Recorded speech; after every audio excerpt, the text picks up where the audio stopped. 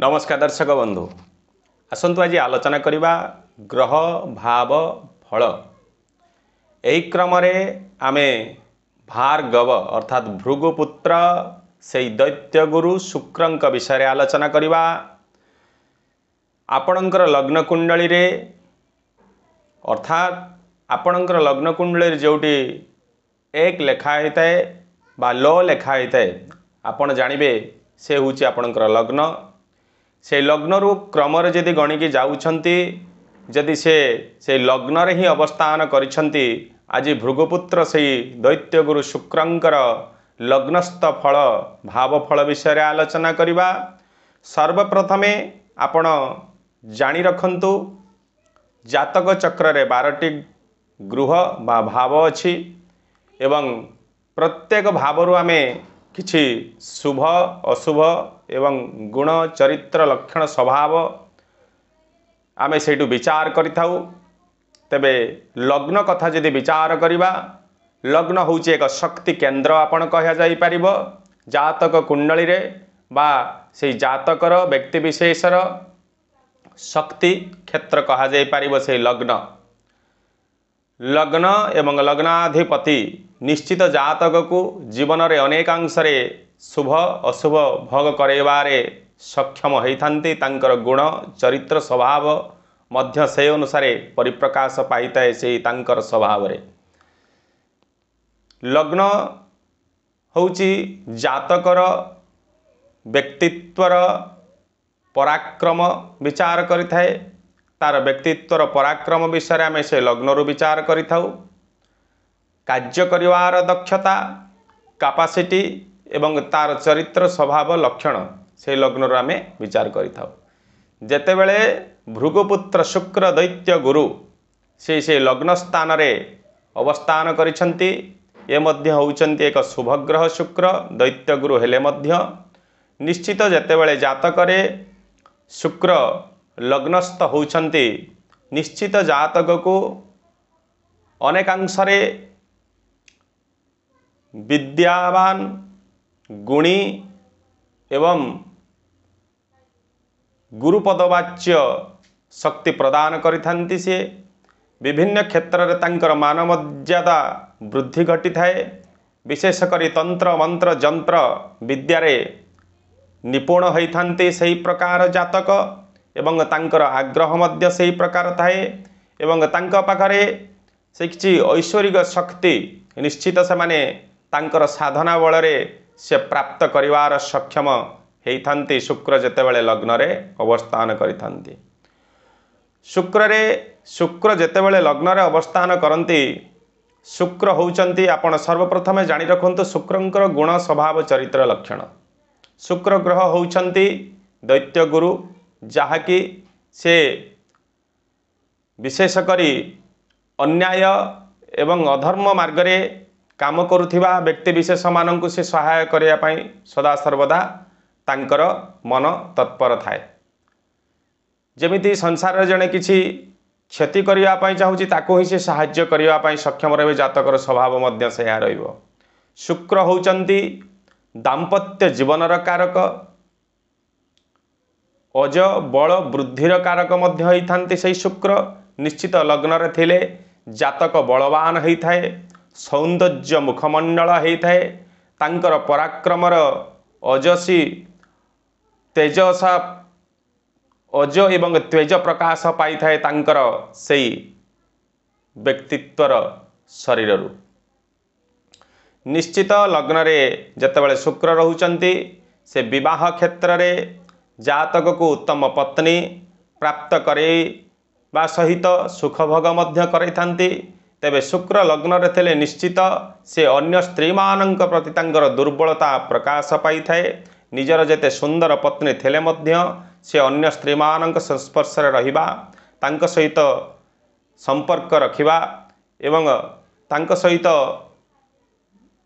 विशेष करी स्त्री मानक सहित कथा हवा तांकर चरित्र स्वभाव लक्षण रही थाए। एवं ये होउछि से लग्न रे रहिबार फल।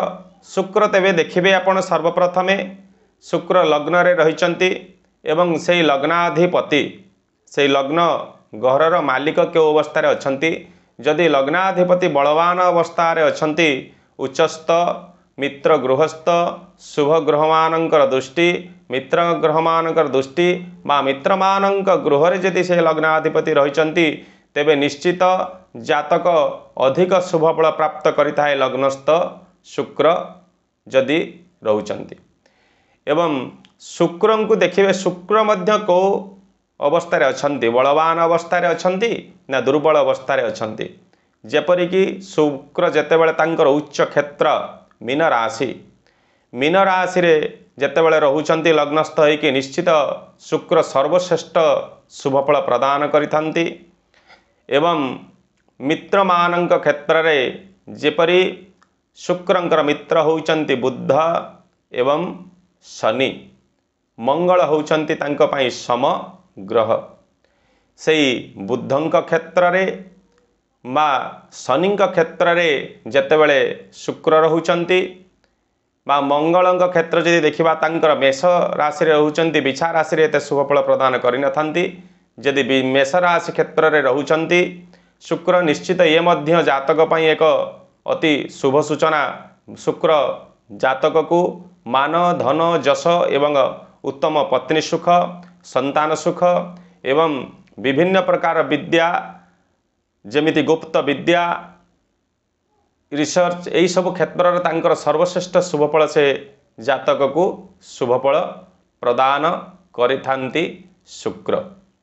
शुक्र यदि दुर्बल अवस्था अछंती अर्थात शुक्र नीचस्थ होइकछंती कन्या राशि रे शुक्र नीच होइथांती तांकर शत्रु मानंक गृह रे यदि शुक्र रहुतिबे शुक्रंकर शत्रु ग्रह होउचंती रवि चंद्र एवं बृहस्पति।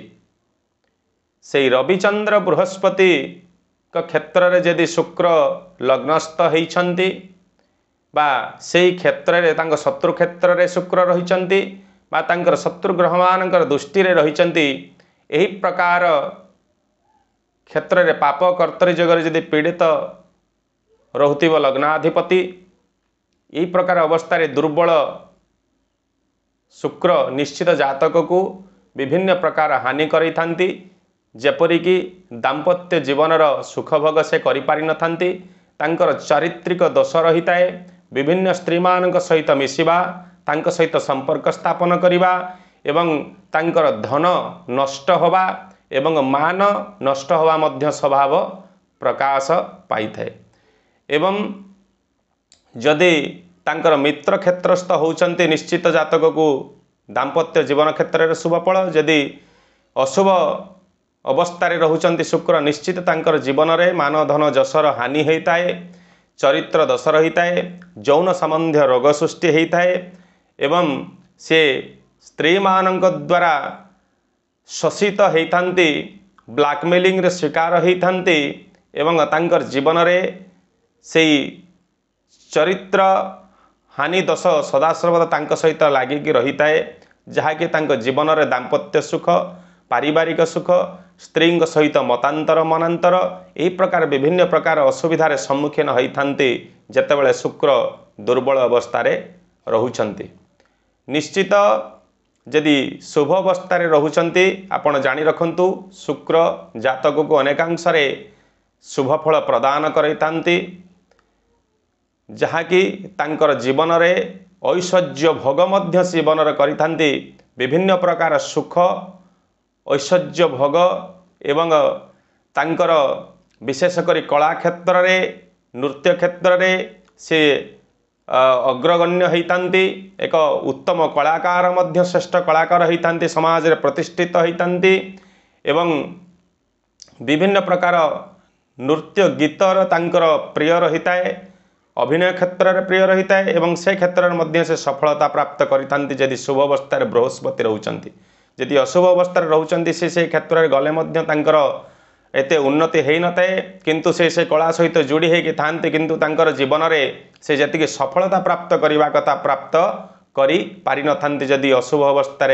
शुक्र रहउचंती लग्नस्थ है जहाँकि यही प्रकार फल भोग होता है।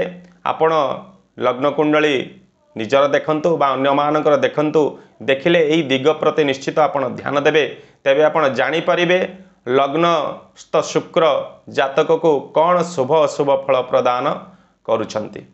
जदि शुक्र जातक को अशुभत्व फल प्रदान करुछंती व्यस्त विव्रत हेबार किछि कारण नाही। निश्चित ज्योतिष शास्त्र अनेक प्रतिकार विधान अच्छी आपण उपयुक्त ज्ञानी गुणी ज्योतिष मानकर पंडित मानकर परामर्श नहीं से प्रतिकार गुड़िक जदि आपण करुछंती निश्चित जीवन शुक्रर शुभफल प्रदान करिथाए। शुक्र होउछंती ऐश्वर्यर कारक। निश्चित एई जातक बाई व्यक्ति विशेष से माने उच्च अभिलाषी होती ऐश्वर्य प्रति गोड़े था उच्च मान धन ऐश्वर्य पछरे एमाने सदा सर्वदा पड़ी था से गुड़ा भोग करने एवं शुभवस्था शुक्र एमान को निश्चित ऐश्वर्य सुख भोग कराए। अशुभस्थ शुक्र एमाने से ऐश्वर्य पछरे गोड़े तांकर निजर मान धन जश मध्य नष्ट करिथांती। यही प्रकार फल भोग होता है लग्नस्थ शुक्र। निश्चित आपण विचार करी जानी परिबे। तेबे दर्शक बंधु लग्नस्थ शुक्र फल विषय आलोचना टी आज समाप्त करवा। पुणी थे आपण मान सहित एक नूतन वीडियो देखा सेतेबेले जाए। ओम नमः शिवाय। जय जगन्नाथ।